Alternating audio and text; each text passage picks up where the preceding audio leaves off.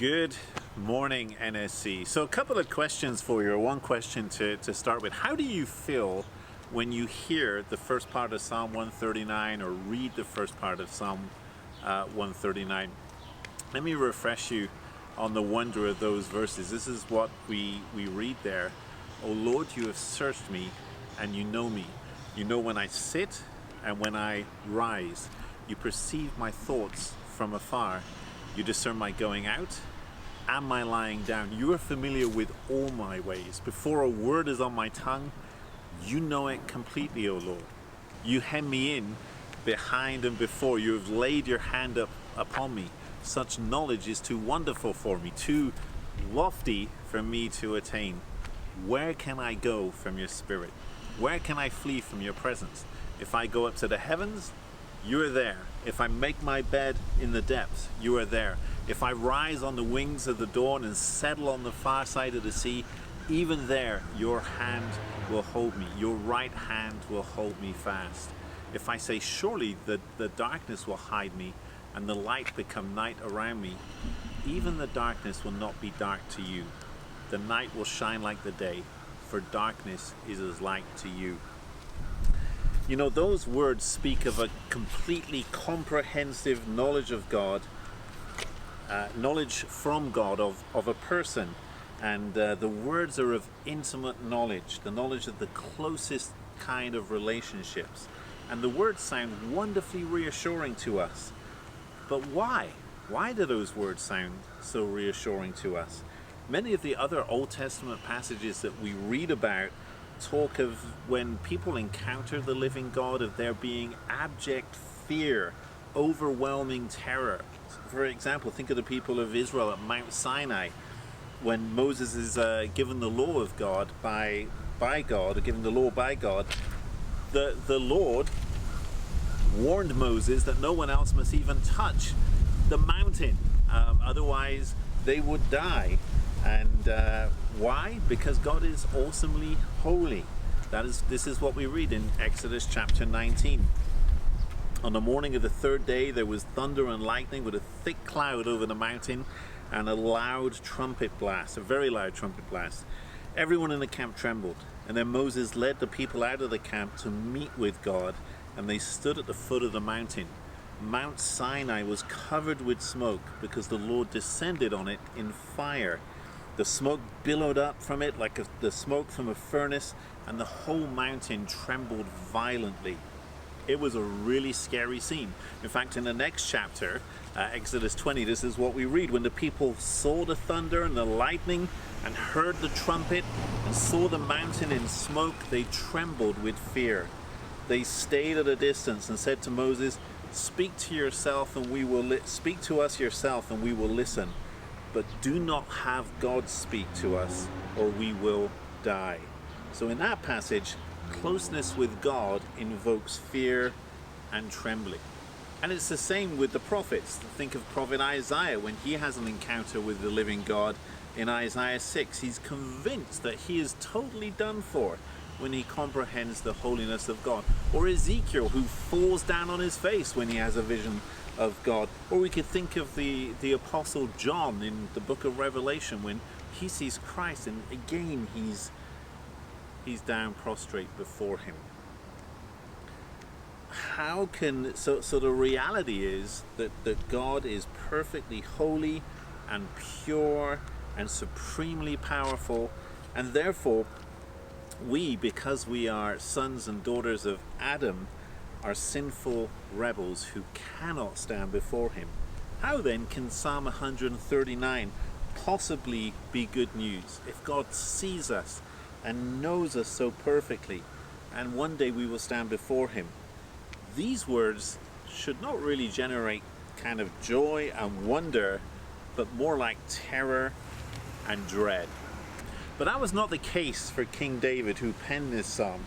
Not because David was pure and holy, far from it, but simply because he was God's anointed king, to whom God had made covenant promises to establish his kingdom, to reign over God's people, an everlasting kingdom, particularly through one of David's descendants.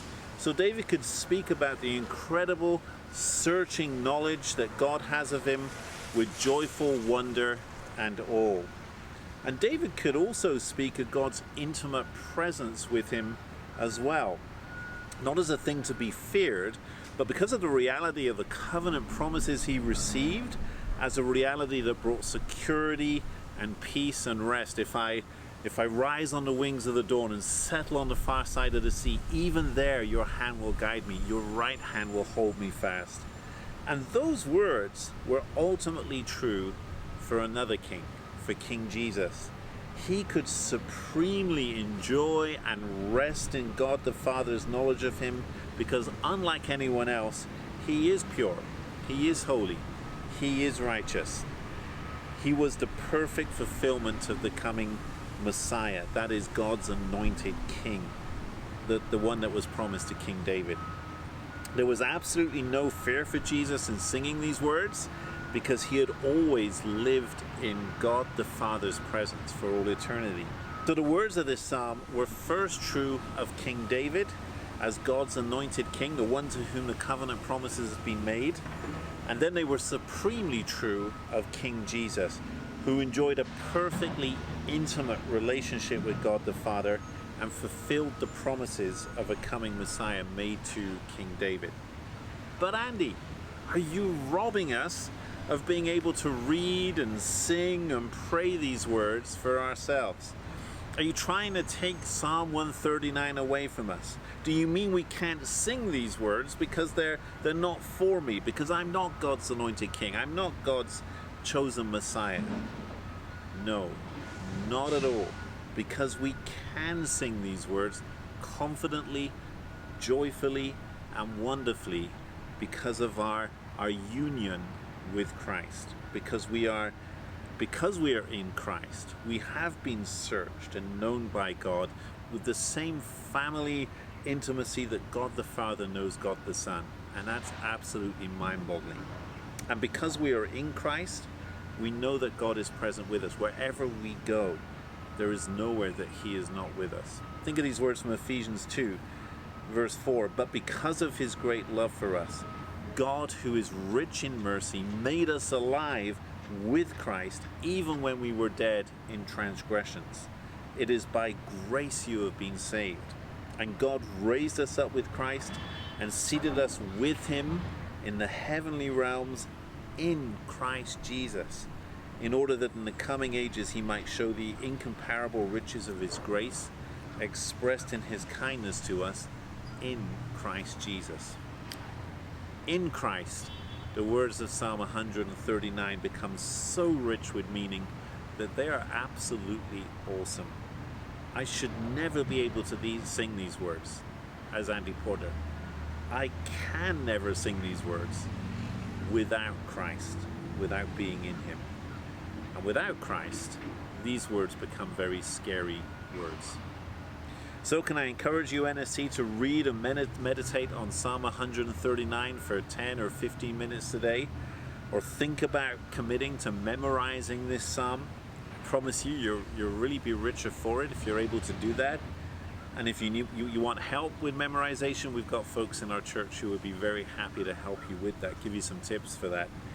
And as you do that, if you find yourself choking on verses 19 and 21, don't worry.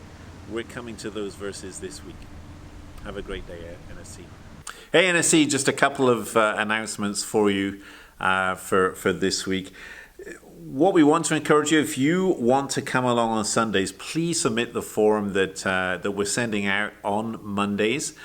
Even if you've come last week and you don't want to take someone else's spot, we'll actually let you know if it's time to let someone else have a turn. So please keep submitting those forms if you'd like to be here on Sunday. And if you haven't been yet and you'd like to come, we'd love to see you if you feel comfortable with that. We really are trying to make sure we're following all the guidelines and being very careful with how we do things, and then meeting outside, not inside, after the service. So love to see you if you'd like to come. Sunday the 26th of July, just to remind you that we have church in the park, God willing, weather permitting, and so we're looking forward to that, and that will allow a bigger group of us to be able to meet together. And one of the things I wanted to say this week, if for as church council, we've been trying to stay in contact with folks by giving phone calls or connecting with you in different ways. If you've slipped through the cracks and no one's contacted you or called you, feel disconnected, please let us know. We'd really appreciate the opportunity to be able to connect with you and perhaps pray with you. So if there is a desire to connect with us and you're feeling isolated, I would encourage you to give us a call, email me, or call me. I'll be back in a week's time too. You got the council members. Joey will be happy to point you to us as well. And on that note, just a clarification. In the church directory, you'll find from myself an email address of andyporter@yahoo.co.uk. That's really just for IKEA mail and stuff, and I don't check it really. It's that kind of email. So my email is andy@nassastreetchurch.com. That would be the best one to use. And please feel free to give me an email at that one as well. We'll get that updated for the next directory. Thanks, NSE.